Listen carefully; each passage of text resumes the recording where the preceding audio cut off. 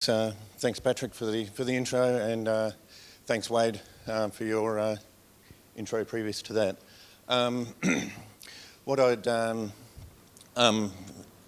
last piece of housekeeping is I'd like to thank Tim from Yell IT for taking one decision away from me this morning, which was which shirt was I going to wear.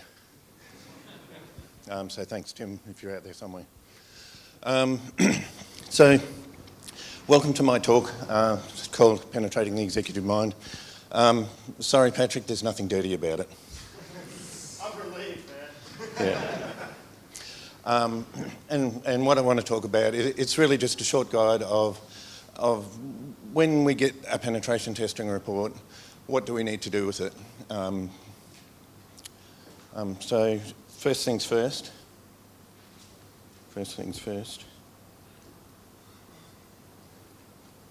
Is it that one? Hey. Oh, look at that. The disclaimer. So the views I'm going to express today don't represent the BAQ group in any way, but just my personal views. Okay, so I'm going to, yeah. So this is the agenda for what I'm going to talk about today. So I'm just going to give you one or two slides on where I've been and how I got here. I'm going to insult everybody's intelligence and just do a slide on basic risk management, because that's a key element of the pen testing report. And then I'll go on to talk about the translation challenge, who the stakeholders are, our testing program, and then I'll go into a bit more detail about what I like to see in the report, the exec summary, the detailed results, and then I'll just wrap up at the end, and there should be some time for some questions. Next one. Yep. So when I was thinking about who I am and where I've been, I just put together a whole lot of pictures of things that I've worked on over the time I've been in the industry. So I started my life in IT fixing Commodore 64s. So the first testing tool I ever worked with was Boulder Dash, for those old enough to remember Boulder Dash.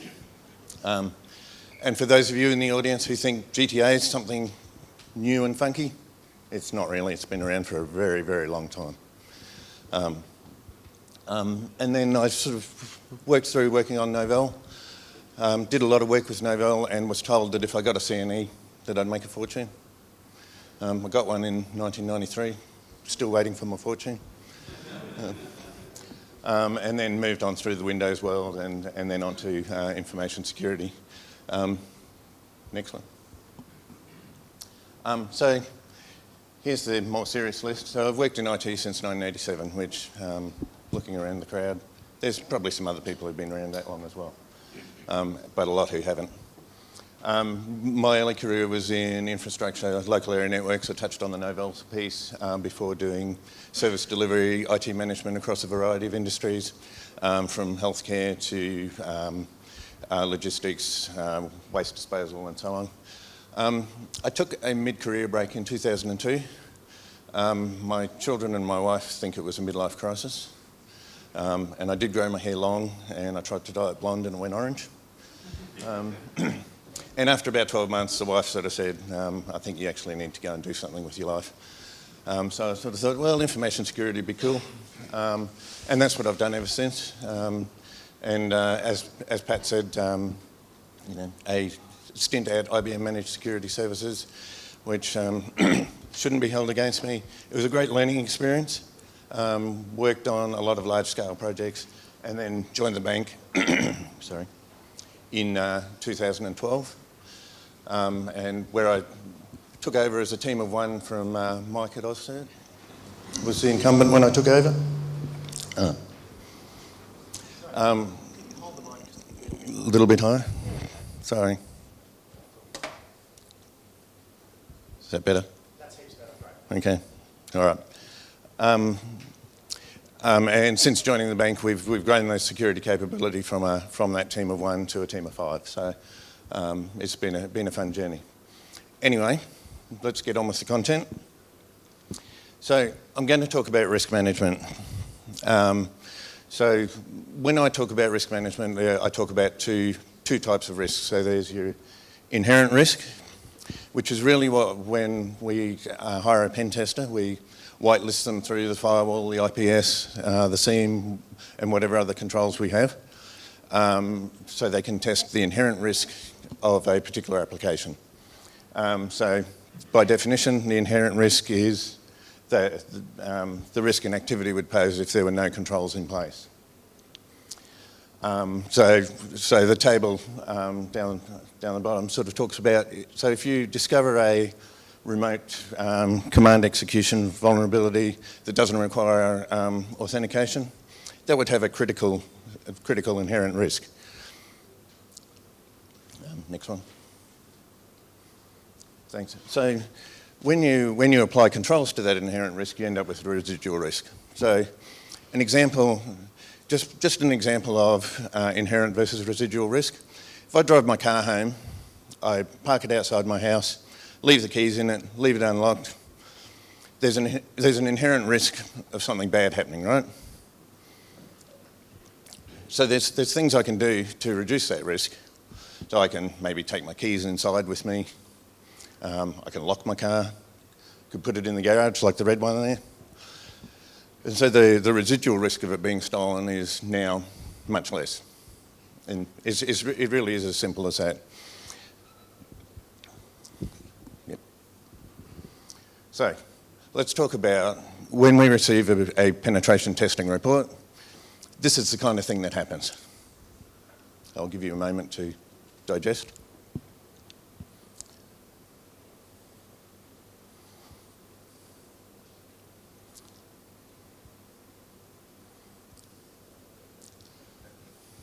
Cool.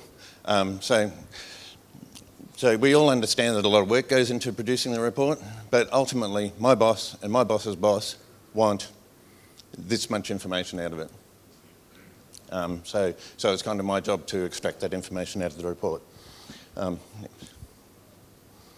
So who are the people that are, I'm going to talk about the people that are going to be interested in the output of the report, and I'm going to start at the top and work down. So ultimately, the company directors at board level want to know what residual risks have been revealed by the testing report. So who are the company directors? They're an independently appointed group that are responsible for determining and implementing policy. In Australia, company directors are legally obliged to do the following things, and the ones in red are the ones that really apply to the penetration testing piece. So they're required to act honestly, know what the company's doing, take due financial care, make sure the company can pay its debts, ensure appropriate records are kept. Is that cool? Yep. Oh, back one. Yep. And act in the best interest of the company. Now, if they fail to do these things, they go to jail. So I, for one, don't really want to be responsible for them not being able to carry out those activities because, you know, if my board member goes to jail, I'm probably looking for another job. So what all this means to me from the penetration testing report perspective is that company directors need to be made aware of the residual risks that impact on their ability to meet those obligations. So if we have a bunch of security risks out there, it fits under that knowing what the company's doing. Okay, next. So the next group of people are the company executives. Now, the executives are all people who are employed by the company. So it's a bit harder for them to go to jail, but they have a similar exposure to the board as the rest of us if a board member goes to jail. So the company executives are responsible for setting strategy, the day-to-day running of the company, ensuring risks are understood and managed, and reporting exposures to the company directors. So again, what this means to me is that any of those high residual risk findings need to be remediated or they need to be escalated through that governance structure. Thanks. And then the other stakeholders are, of course, the operational teams that actually do the work around the remediation piece particularly. So security team, in our case at the Bank of Queensland, we're highly outsourced. So we get the report, we validate the risk ratings, we talk to the system owner and educate them about the risk and hopefully get them to get on board with some remediation. We coordinate the remediation activities, so for us that's coordinating a lot of our third parties. And if there are any things that can't be resolved, we need to escalate those risks through the appropriate risk forums so they bubble up through the governance structure. Our service providers, they need to perform the remediation activities. But if there's a circumstance where they can't, or it's uneconomical to do so, they need to escalate that risk back to us so we can escalate that risk accordingly. And in those cases, they should be coming back to us and recommending compensating controls. And the system owners, which I spoke about a little bit before, they need to understand the risk to their business.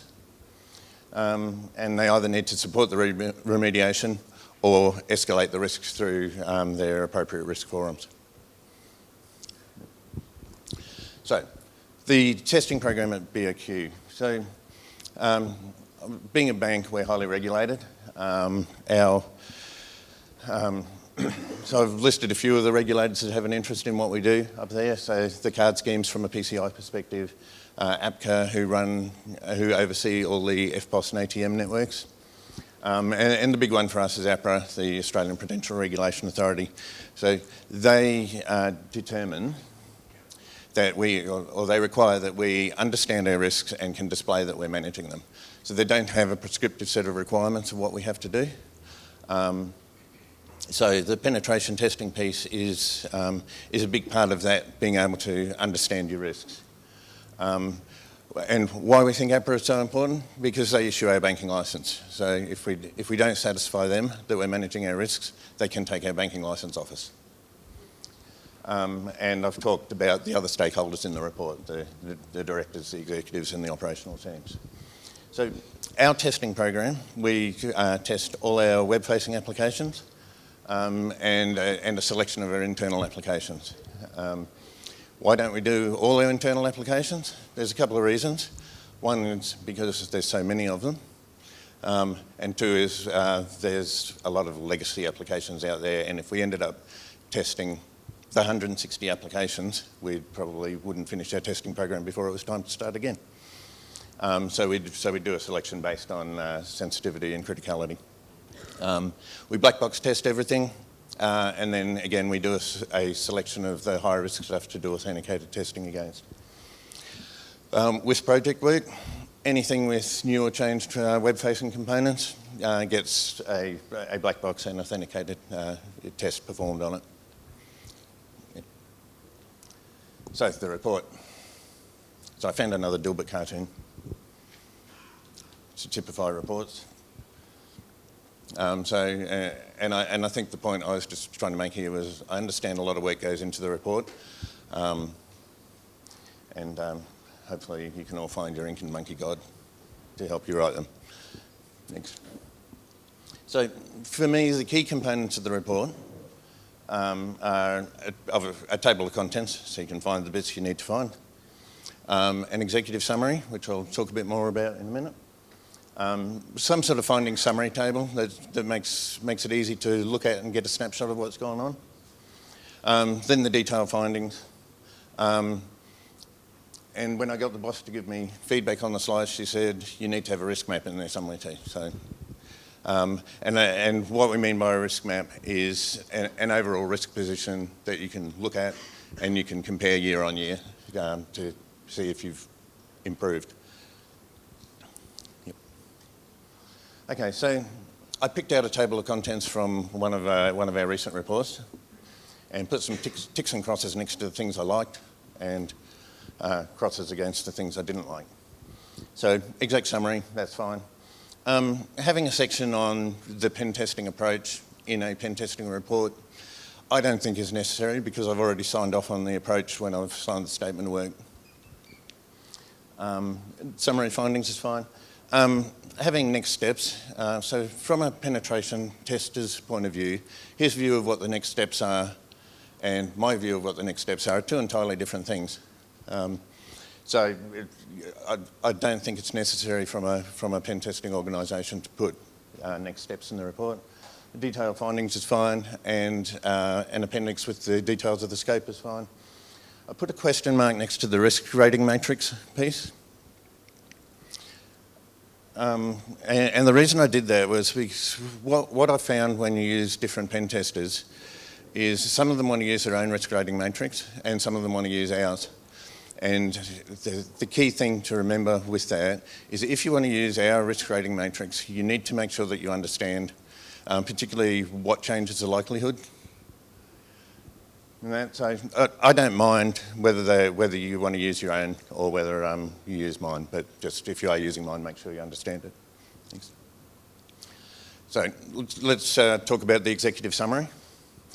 So again, I have a definition of what an executive summary is. So for those of you that can't read, it's a section of a document that summarises a longer report in such a way that readers can become acquainted with the content. So what I think should be in an executive summary is a brief description of the scope, 1 or 2 sentences, an overall statement about the security health of the environment, a table with the numbers of findings, some high-level observations relating to the high and medium findings, and that's really a general statement.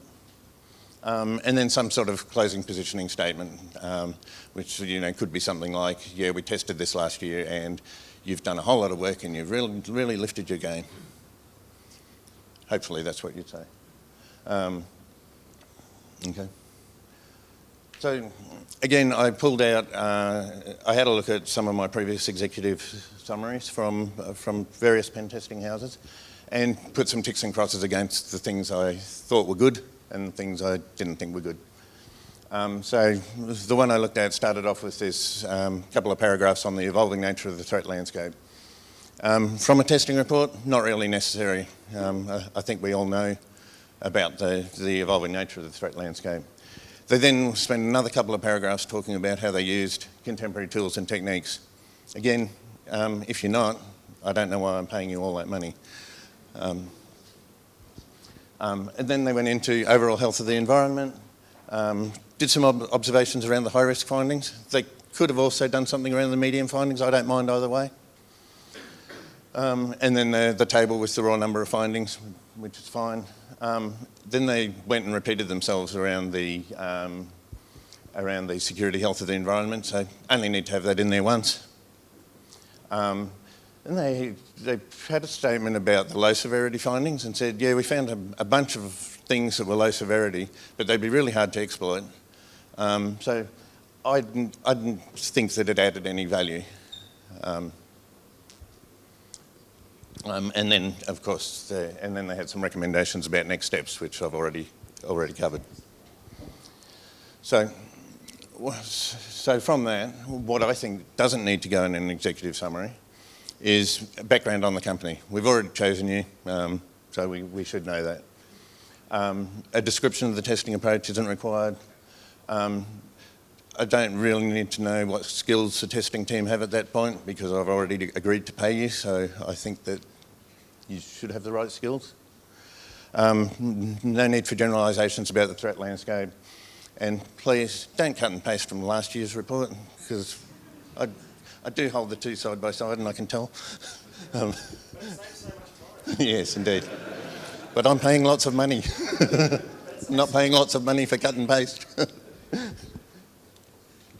So when I talked about the summary of findings piece, this was sort of what I was talking about. It was something where I can have a quick look and I can see that, there's X number of, oh look, there were no extreme ones, that's good. X number of high findings in certain vulnerability categories against particular websites. It's just an easy way of visualising the test result. So when we get to detailed findings, the things I want to see in the detailed findings are obviously the target that was tested, the vulnerability details that was discovered, the risk assessment, the evidence. And one thing I don't see in many test results is a suggested remediation. And I know that the response is usually, well, you're a smart fellow, you should know what the remediation is. But it makes it easier for us when we carve it all up and give out to our third parties, if that's already in the report for us.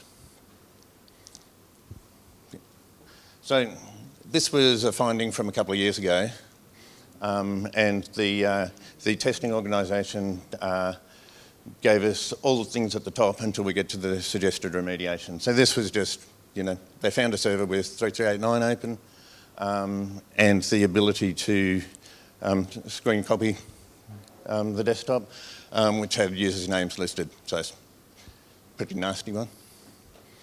And obviously the suggested remediation is, need to whitelist access to 3389 or VPN it, put it through a VPN, and you want to disable that screen capture functionality. So all I'm trying to point out here is that suggested remediation is really helpful. Thanks. Here's just another one for the hell of it. This was a third-party site that uses our domain. So found a reflected cross-site scripting, and you can see that the tester went through, was able to exploit. Again, suggested remediation was around validating the user input. So pretty simple stuff, but very helpful to us. So getting back to the main points of what I'd like everyone to take away with them is that when you're pen testing, you're testing inherent risk. So while something can look really serious, when you ring me up and say this is really bad, and I say, oh yeah, that's okay. I've got all these other controls. So don't be insulted because I didn't jump up and down and run around in circles with you. Always remember that what you write in the report is going to be distributed to multiple stakeholders. So it's not a document just for technical people to read. The executive summary, I talked it to death a bit, just needs to be concise and factual.